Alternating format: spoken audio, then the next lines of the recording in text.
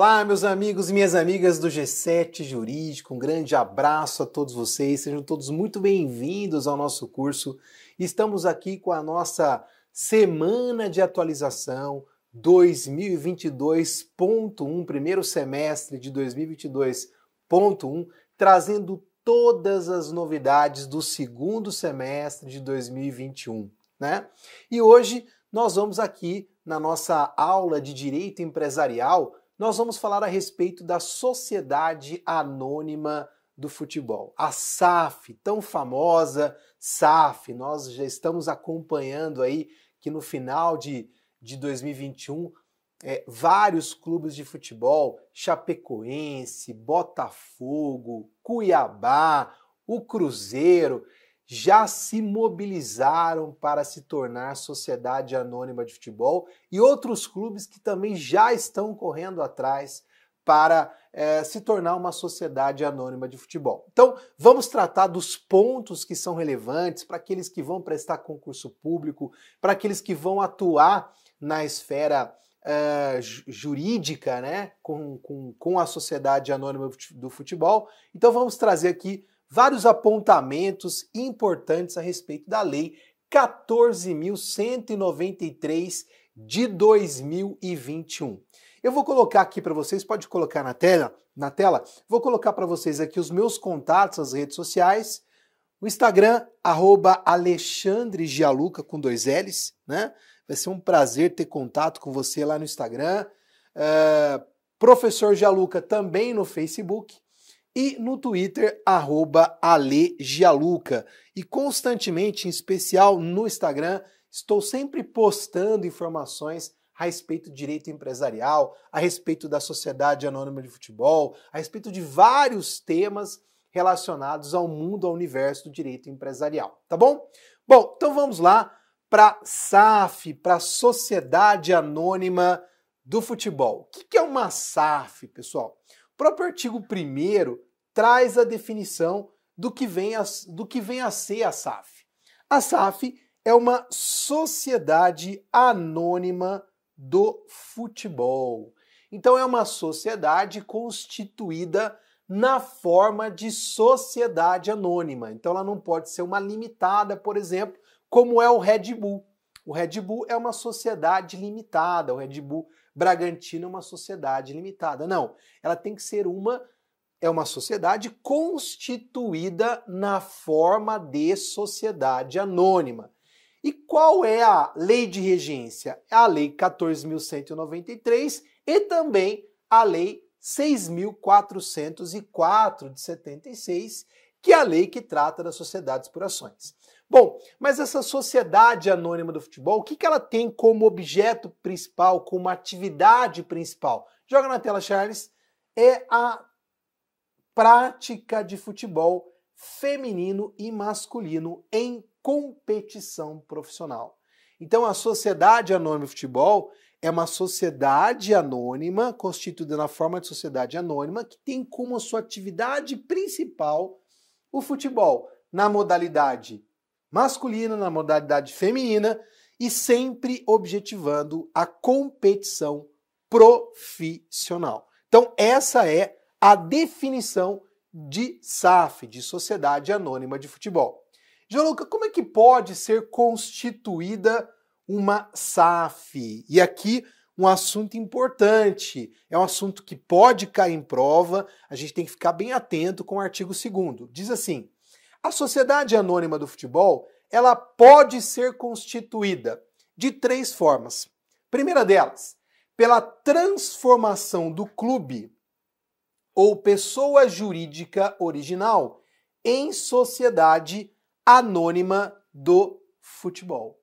Então, você tem lá um clube, né, uma associação, na maioria das vezes uma associação civil, um clube, e a gente transforma esse clube em uma sociedade anônima do futebol. Foi o que aconteceu, por exemplo, com Cuiabá. Então, Cuiabá é uma sociedade limitada e ele foi transformado em SAF, em Sociedade Anônima do Futebol. Então, por intermédio da transformação, a modificação do tipo societário. Então você tem uma limitada ou uma associação e transforma lá em sociedade anônima do futebol. A segunda modalidade de constituição é pela cisão do departamento de futebol do clube ou pessoa jurídica original e transferência do seu patrimônio relacionado à atividade futebol. Então aqui o que a gente vai fazer? Nós vamos pegar lá o clube, uma associação ou outro tipo societário, né? E nós vamos fazer uma cisão parcial. Então, uma parcela desse clube vai para a constituição da SAF. Foi o que aconteceu com o nosso querido Cruzeiro, né? Então, uma parcela que é o departamento de futebol do clube, departamento de futebol daquele clube, ele é transferido, né, para uma outra sociedade, que é a Sociedade Anônima do Futebol. E também tem a transferência, se assim entender a operação, do patrimônio relacionado a esse departamento de futebol. Então, se você tem lá os direitos econômicos e federativos dos atletas, por exemplo, vai ser transferido aqui para a Sociedade Anônima do Futebol, que foi o que aconteceu, por exemplo, com o Cruzeiro, tá? Então, uma parcela, que é o departamento de futebol, foi transferido para a Sociedade Anônima do Futebol com o patrimônio relacionado a esse departamento de futebol.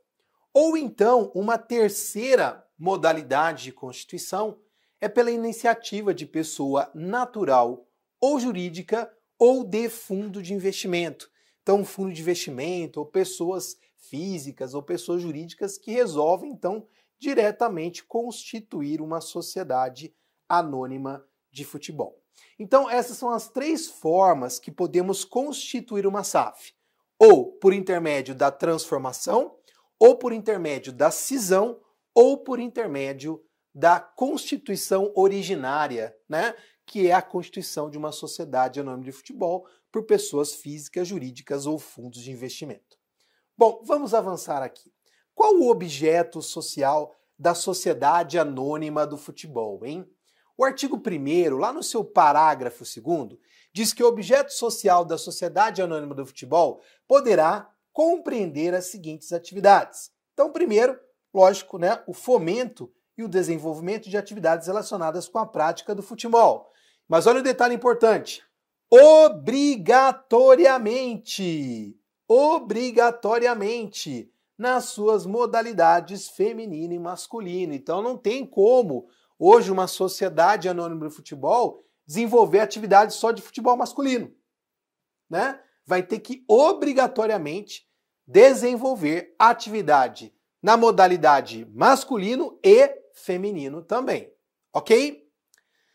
Formação de atleta profissional de futebol nas modalidades feminino e masculino e a obtenção de receitas decorrentes da transação dos seus direitos esportivos, né? Então, a formação do atleta, as categorias de base, né?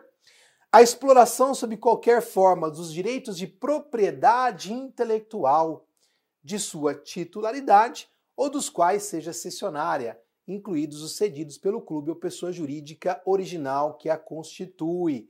Então, a sociedade anônima de futebol, ela pode desenvolver direito de propriedade intelectual próprio, como, por exemplo, a sua marca própria, ela pode registrar lá no NPI, por exemplo, a sua marca própria, e também ela vai ser cessionária das marcas do clube de origem, né? Então, por exemplo, o Cruzeiro, vamos pegar o exemplo do Cruzeiro, do Botafogo, né? Eles vão fazer a cessão de uso dessa marca para a Sociedade Anônima de Futebol. Então ela vai poder desempenhar atividades relacionadas à marca. É muito comum hoje em dia a gente falar que um dos patrimônios mais relevantes de um clube é justamente a sua marca, né? Porque ela pode ter várias atividades, então vai fazer itens de churrasco, fazer camiseta, fazer boné, fazer tanta coisa que é possível fazer, né? Hoje o mundo das apostas envolve diretamente as marcas, então os videogames, os jogos, né? Então tudo isso está relacionado à atividade da marca, da propriedade intelectual. Então, o desempenho dessa atividade é um objeto social da Sociedade Anônima de Futebol, que é uma das formas de remuneração que a SAF terá também. Vem comigo aqui.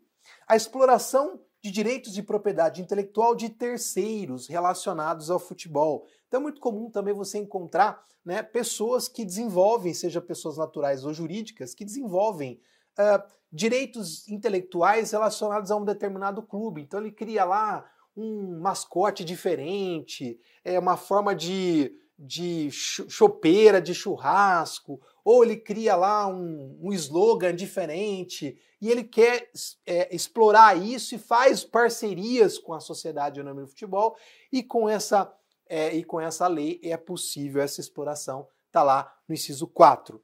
Também fala da exploração econômica de ativos, inclusive imobiliários, sobre os quais detenha direitos. Então, caso a SAF venha aí a participar da construção de uma arena, por exemplo, ou também receba lá na sua transferência por intermédio de cisão o estádio, o centro de treinamento, né? Então tudo isso, essa exploração econômica, inclusive imobiliária, é objeto social da SAF.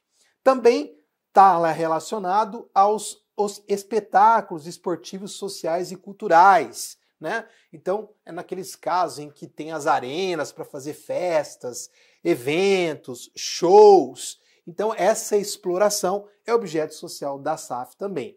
E olha que interessante, a SAF também pode ser uma holding, ela pode participar de outras sociedades, ela pode ter participação societária em outras sociedades que estão relacionadas à atividade que estão no objeto social, né? Que estão relacionadas à atividade de futebol. Então, ela pode ter participação societária numa outra sociedade que faz exploração de base de atletas, ela pode ter participação societária em escolinha de futebol. Então, ela pode ter participações societárias em outras pessoas jurídicas que estão relacionadas ao seu objeto social.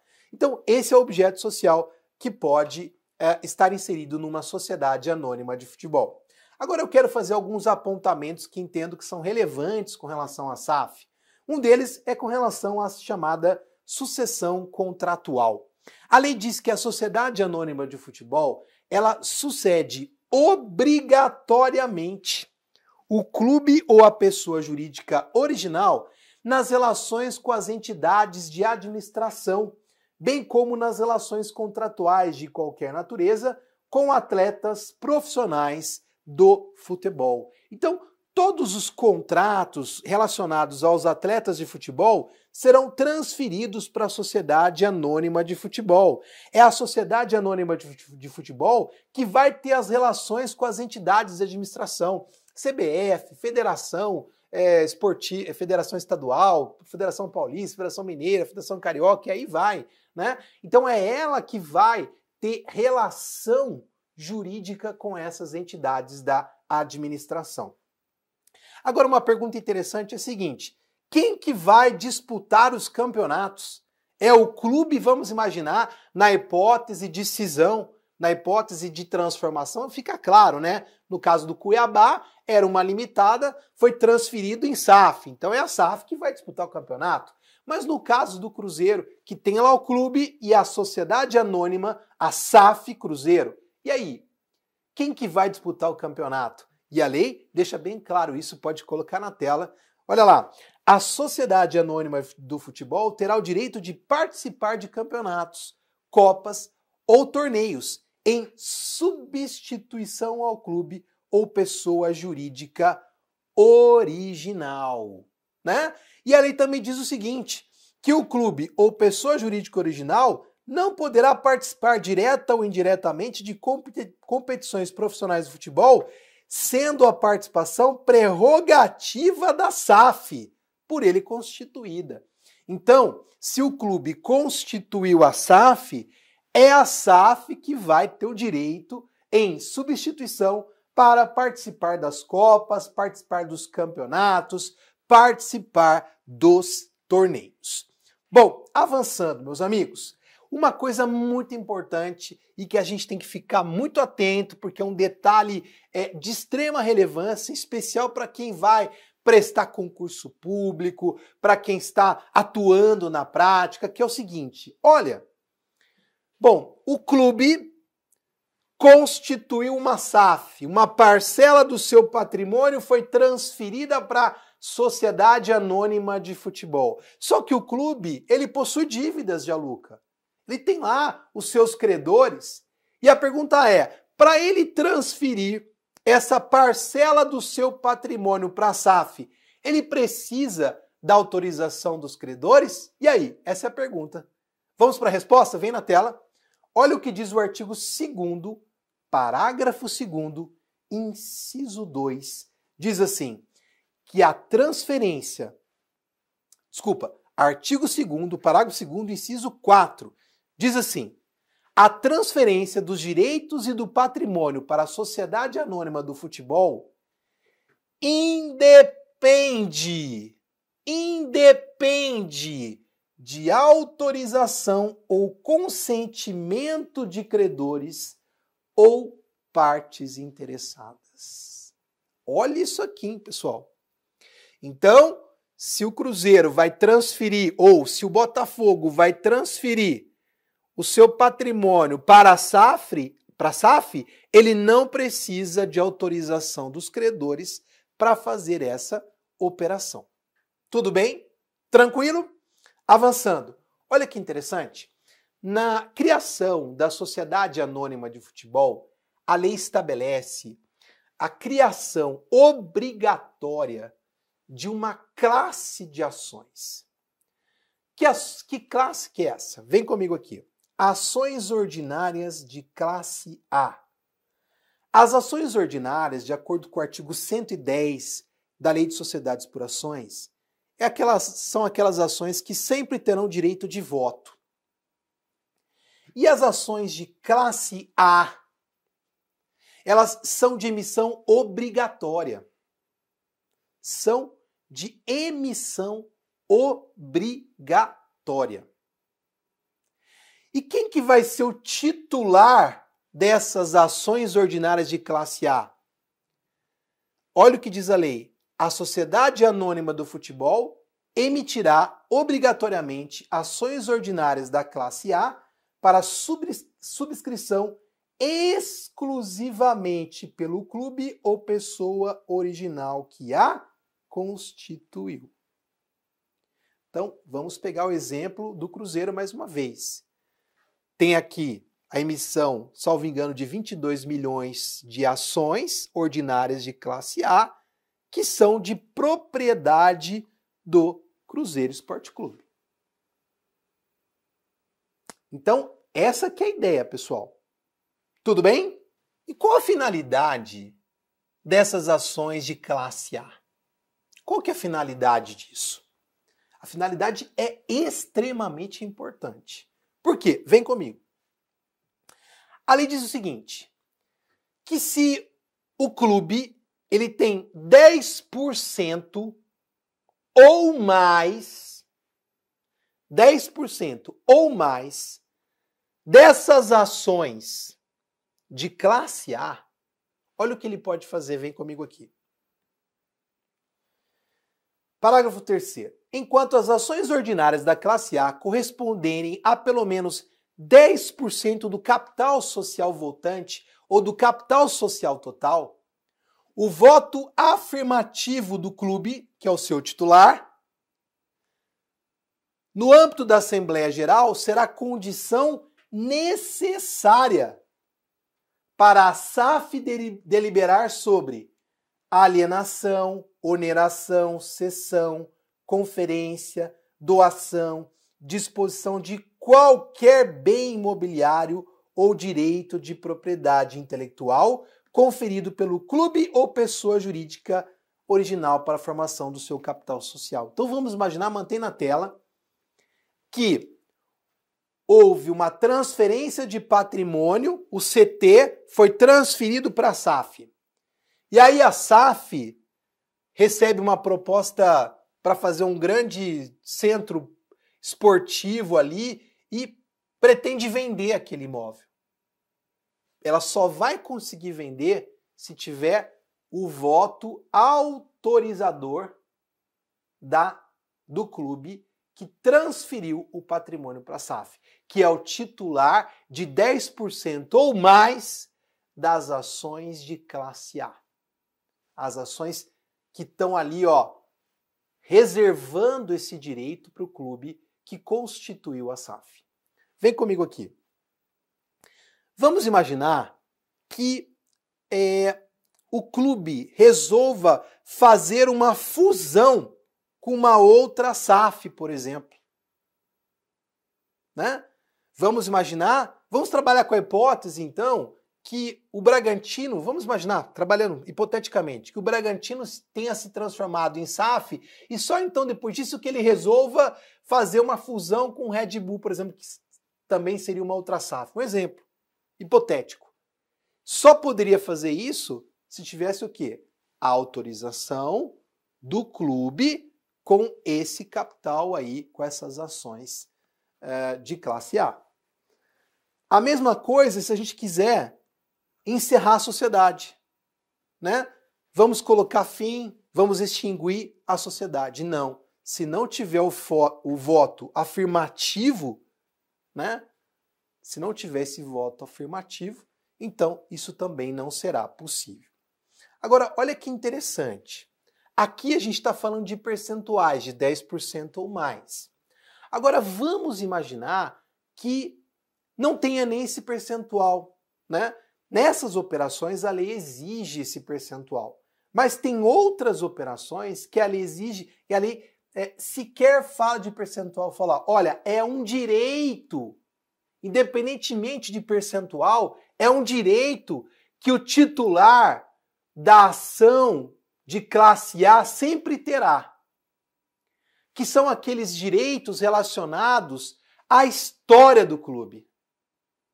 Aqueles direitos relacionados à origem do clube, às origens do clube. Como, por exemplo, joga na tela, o nome, o símbolo, o brasão, o hino, as cores, a mudança de sede para outro município. Isso tudo vai sempre depender da concordância do clube que tem as ações de classe A. E olha o que a lei diz, independentemente do percentual de participação. Eu vi outro dia uma reportagem dizendo que o Botafogo, não sei, eu não me lembro quem agora do Botafogo, pretendia fazer ou estudar a hipótese de transferir o Botafogo para o Distrito Federal, porque diz que tem um reduto de botafoguenses lá. Isso só será possível se o Botafogo, clube titular das ações de classe A, autorizar. Se ele não votar autorizando, pode querer o que você quiser, SAF. Porque isso é objeto imutável sem a concordância do titular das ações ordinárias de classe A. Então, não tem como dar brasão, hino, cor, mudança do município. Isso tudo vai sempre depender da concordância do titular das ações ordinárias de classe A. Tudo bem? Então, é assim que funciona. Como que você acredita, Gianluca, que as coisas vão caminhar nos clubes? Eu acredito que no primeiro momento, o clube formador vai ser o titular de 100% das ações. 100% das ações ficará com o clube que formou a sociedade anônima de futebol. E depois vai se abrindo aos poucos o capital para investidores, patrocinadores. E aí então, num terceiro momento, é que nós vamos ver aí as sociedades anônimas de futebol abrindo capital em bolsa. Só para vocês terem uma ideia do que eu estou falando, olha aí, por exemplo, o Bayern de Munique. Trouxe algumas composições societárias para vocês entenderem o que eu estou falando. Olha a composição do Bayern, 75% pertence à associação e o resto pertence à Audi, Adidas e à Allianz. O Benfica, mais ou menos a mesma coisa. 43% com a associação, 24% com uma outra empresa que também é da associação, e o resto entre os acionistas, sendo que 12% está diluído entre acionistas minoritários.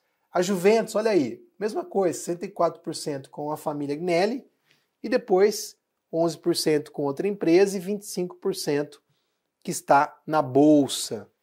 O Manchester, mesma coisa, olha aí, ações de classe A com uma família, ações de classe A com outros investidores e 20% entre os acionistas minoritários na Bolsa de Valores. A mesma coisa acontece com o Porto, né?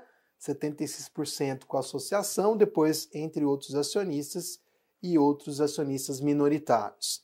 Então, é basicamente essa sistemática que vai ser com o tempo adotada também, né? Aqui você tem, no primeiro momento, concentração com o clube formador, depois ele vai abrindo capital para investidores, e aí, possivelmente, depois, ou abertura para mais outros investidores, acionistas minoritários, ou até mesmo abertura de capital em bolsa. Bom, com relação à governança, assunto importante. 2 detalhes relacionados à governança que nós temos que conhecer. O primeiro deles, que o artigo 4º diz que o acionista controlador da sociedade anônima do futebol, individual ou integrante de acordo de controle, não poderá deter participação direta ou indireta em outra sociedade anônima, tá? Então, se ele é acionista controlador de uma SAF, ele não pode ter participação em outra SAF. Então, isso é uma regra de governança corporativa. Ele é o acionista controlador, não pode participar de outra SAF para que não haja conflito de interesses entre as SAFs, ok? Outro detalhe importante, o artigo 5º diz claramente que a SAF tem que ter conselho de administração e conselho fiscal. E olha o detalhe, diz que são órgãos de existência obrigatória e funcionamento permanente.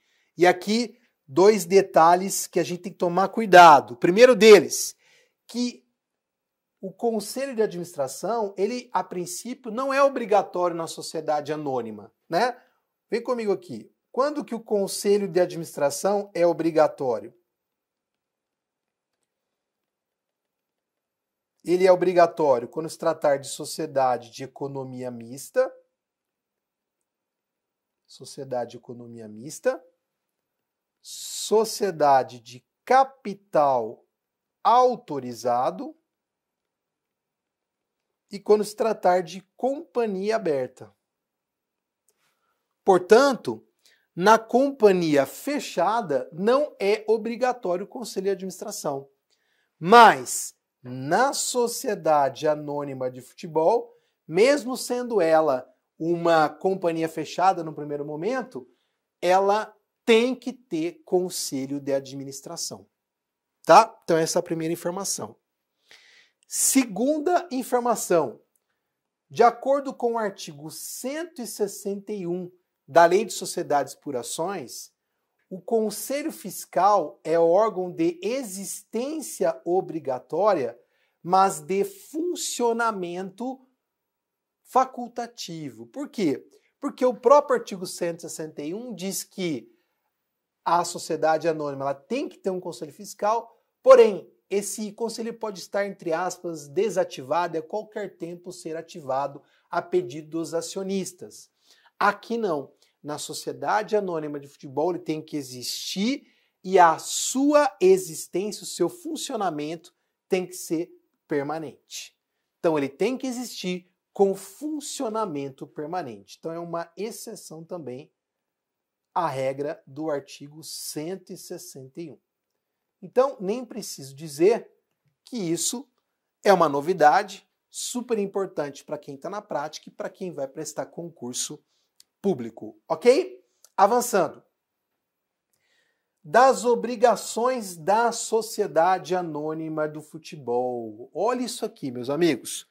O artigo 9º da lei diz assim, que a Sociedade Anônima do Futebol não responde pelas obrigações do clube ou pessoa jurídica original que a constituiu, anteriores e até mesmo posteriores à data da sua constituição.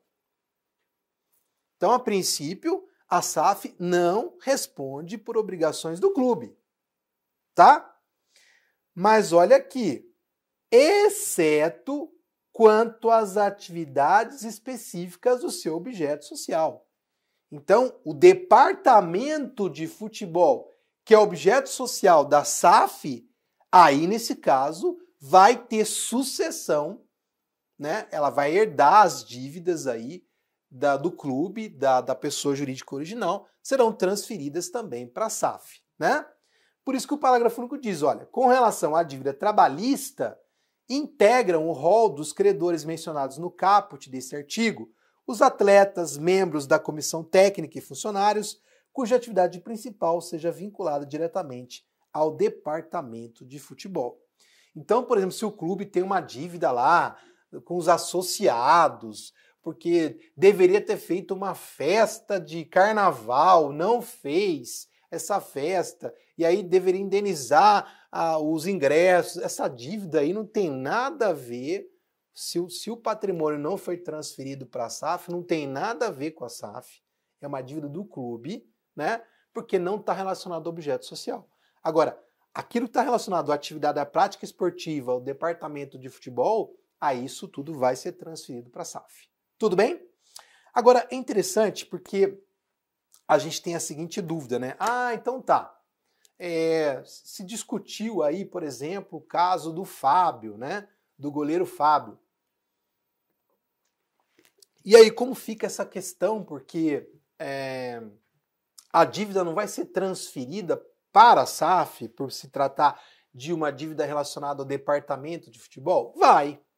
Só que como que a gente vai pagar a dívida? Essa que é a questão a ser discutida, né? Então, o artigo 10 da lei diz o seguinte, vem comigo na tela. O clube ou pessoa jurídica original é responsável pelo pagamento das obrigações anteriores à constituição da Sociedade Anônima do Futebol, por meio de receitas próprias e das seguintes receitas que lhe serão transferidas pela SAF quando constituída exclusivamente.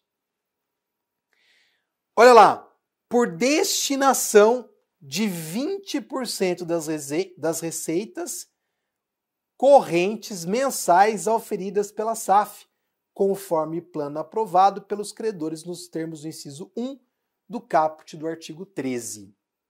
Então, lembre-se desse percentual, 20% das receitas auferidas pela SAF e 50% dos dividendos dos juros sobre o capital próprio, tá? Ou de outra remuneração recebida desta na condição de acionista. Bom, a questão é a seguinte, então, como que eu posso quitar a dívida? Eu posso quitar a dívida de duas formas nos termos do artigo 13. Ou eu vou fazer um concurso de credores, vou concentrar, fazer a central unificada de execuções, eu vou concentrar as dívidas cíveis e as dívidas trabalhistas. Vamos concentrar as dívidas cíveis aqui, ó, no juízo comum e as dívidas trabalhistas no juízo comum. Central unificada de execuções, tá? Vamos fazer um concurso de credores, chamar todos os credores cíveis aqui e todos os credores trabalhistas aqui e fazer um plano de pagamento dessa dívida. Só que esse plano de pagamento para a dívida do clube que constituiu a SAF, ok? O percentual é de 20%, ó, das receitas recorrentes, não é de 100%, não é de 30%, não é de 50%. A SAF vai ter a sua receita, 20% da receita da SAF vai ser destinada para pagar essa dívida.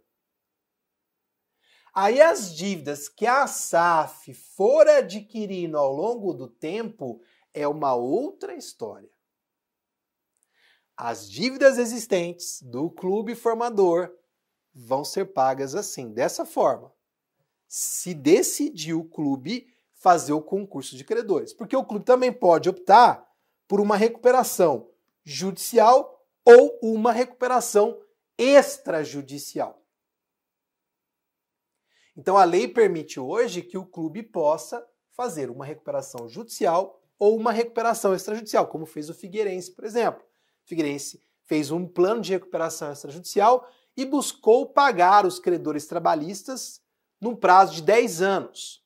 E aqui é uma discussão até interessante, porque a lei, quando vai na Lei 11.101 de 2005, quando vai tratar da dívida trabalhista, ela fala lá que o prazo, no artigo 54, se eu entro com um pedido de recuperação judicial, o prazo é de 1 ano, podendo ser prorrogado por mais 2. Mas o fato é que, a princípio, não pode ser superior a 1 ano o pagamento da dívida trabalhista. E aí, o Figueirense entra com pedido de recuperação extrajudicial, e a discussão é, eu vou aplicar o artigo 54? Não. Foi esse o entendimento do juiz de primeiro grau. Não se aplica o artigo 54, porque o 54 é para judicial, não para extrajudicial. A extrajudicial, hoje, cabe à dívida trabalhista, fica a critério do acordo de vontade entre as partes, né? Diz o artigo 161, desde que haja aí o acompanhamento do sindicato. Mas o fato é que eu posso fazer um plano maior de pagamento. Agora, se a empresa, ou se o clube, se a SAF não quer fazer por meio de recuperação judicial ou extrajudicial, ela pode fazer pelo concurso de credores. E aí, esse plano vai ter esse pagamento de 20% das receitas nos termos do artigo 10º da lei. Tudo bem? Agora, olha que legal. Gianluca, diz uma coisa para mim. Vamos imaginar que a SAF resolva fazer a Central Unificada de Execuções. Ela pode sofrer o risco de ter penhoras, de ter penhora do seu centro de treinamento, penhora do seu estádio, penhora da sua bilheteria, por conta dessas dívidas do clube, essas dívidas anteriores do clube? Olha que interessante, olha a vantagem que a lei traz para a SAF, se a SAF fizer tudo direitinho, se ela optar por essa central, esse concurso de credores e realizar todos os pagamentos de forma correta. A lei fala que, a princípio, o prazo é de 6 anos, e depois de 6 anos, se ela pagar 60% da dívida, ela pode prorrogar por mais 4, totalizando aí 10 anos. Então, é um plano bem bacana que a lei prevê. Agora, olha que vantagem que a lei traz se ela fizer tudo isso de forma correta. Pode colocar na tela. O artigo 14 diz assim: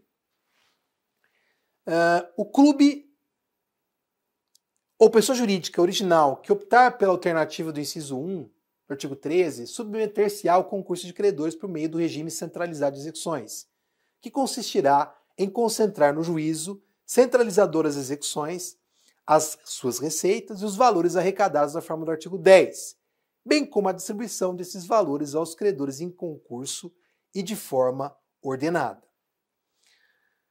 Aqui está dizendo o prazo de 6 anos que eu falei para vocês. A princípio, o prazo é de 6 anos. Se depois de 6 anos constatar que nós pagamos 60%, é possível a prorrogação de mais 4 anos. Agora, olha que interessante. Artigo 23. Enquanto o clube ou pessoa jurídica original cumprir os pagamentos previstos nessa seção, é vedada qualquer forma de constrição ao patrimônio ou às receitas, por penhora ou ordem de bloqueio de valores de qualquer natureza ou espécie sobre as suas receitas. Olha que interessante. Então, se a SAF pagar de forma correta, repassando os 20% para o clube, e o clube acertando esses pagamentos, ele fica blindado, porque a lei diz que não será possível constrição ao patrimônio, à receita, ordem de bloqueio, que nós sabemos que são coisas que inviabilizam a atividade do clube. Então, é uma vantagem muito interessante que a lei traz, né, no artigo 23. Tá bom? E para finalizar, meus amigos, a SAF, a lei da SAF, permite hoje a emissão de um título chamado debêntures, que é debenture fut, né? Nós sabemos que os valores mobiliários são títulos de investimento emitidos como forma de captação de recursos. Hoje, o que o clube tem como forma de captação de recursos? Bilheteria, né? Ele tem as cotas de TV e outras coisas mais. Mas, basicamente, é isso aqui. Bilheteria, né? Sócio-torcedor, os programas de sócio-torcedor e as cotas de TV. A lei de sociedade anônima de futebol, ela prevê hoje a possibilidade de outros investimentos. Então, ele pode aí fazer a comercialização dos seus direitos intelectuais, usar aí a exploração da marca. É possível ele ter a abertura do seu capital para a entrada de investidores e com isso ele também se fortalecer. É possível a possibilidade da emissão desse título chamado debenture fut, que não é uma ação, é diferente. A ação você é sócio e também vai ser possível. A lei também, por se tratar de uma sociedade anônima, a SAF pode abrir seu capital para o torcedor. O torcedor pode adquirir as ações caso ela queira fazer esse tipo de abertura de capital. Ou então, se ela preferir não abrir o capital para que o torcedor seja um acionista, ele pode contribuir com a Sociedade Anônima de Futebol adquirindo um valor mobiliário chamado debenture fut. E aqui é bacana, porque é como se fosse um título de investimento mesmo, né? Então ele vai pagar um determinado valor, por exemplo, um exemplo, tá? R$10. E daqui, por exemplo, 3 anos, o clube vai devolver os R$10 que ele investiu com um determinado juros que vai ser aplicado, uma taxa de correção, por exemplo. Tem que ser algo bom para que atraia o investidor e você acaba contribuindo com o clube e, ao mesmo tempo, tendo rendimento com isso, né? Em vez de fazer uma vaquinha para o clube dar o dinheiro e você nunca mais vê o seu dinheiro, aqui é diferente. Você contribui com o clube comprando esse título de investimento e o clube, depois de um tempo, vai transferir o dinheiro, o rendimento que ficou definido ali. É uma cultura muito interessante porque é uma forma de você fazer o engajamento dos investidores, do torcedor mesmo, comprar a ideia, porque aí ele vai... Porque uma coisa é você ser torcedor, outra coisa é você ser investidor, né? Quando você investe seu dinheiro, você quer render, você quer ver a coisa funcionar, então você cobra mais, você participa mais, você vai mais no estádio, você apoia mais, porque quanto mais o seu clube ganhar jogos, ganhar torneios, ganhar campeonatos, aquilo pode trazer aí um retorno financeiro para o investimento que você fez. Então, é muito interessante essa possibilidade, está no artigo 26, olha aí na tela, a Sociedade Anônima do Futebol poderá emitir debêntures que serão denominadas debêntures fut com as seguintes características. Olha aí, remuneração por taxa de juros, que não pode ser inferior ao rendimento anualizado da caderneta de poupança, ou seja, se você investe em poupança, você pode ter certeza que a debênture vai ser igual, pelo menos igual. Ela não pode ser inferior à poupança, ela vai ser no mínimo igual, né? Mas provavelmente na sua Constituição ela vai ser com valores superiores, né? E aí está vedada a recompra pela sociedade anônima, né? É uma forma de proteger o investimento aí para que quem investiu tenha realmente o recebimento no prazo que foi convencionado, né? Pagamento periódicos de rendimentos que ficarão definidos na debênture e o registro da debênture em sistema de registro devidamente autorizado pelo Banco Central do Brasil ou pela Comissão de Valores Mobiliários.